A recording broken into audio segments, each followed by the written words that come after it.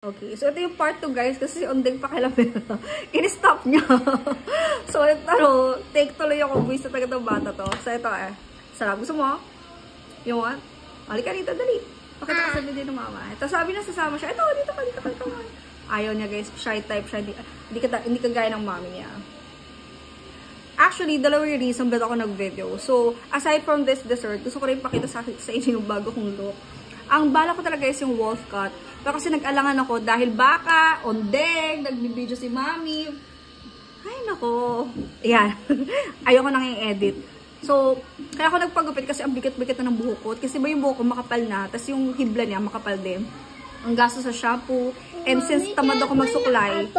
Okay, wait lang. Sige, pwede ko na video lang si mami, okay? Bukod sa makapal na siya, tamad ako magsuklay. So, nagbubuhol-buhol siya sa ilalim. Sige na nga, bibilis ako naman kasi sinasabihan ako ng buwisit ka talaga eh. O, ito na, bibilisan na ni mami. Pineflex ko lang yung dessert, saka yung bago kong look. Ikaw talaga, ayaw mo makasama eh. Sige na nga guys, saka na lang ulit na mag-video.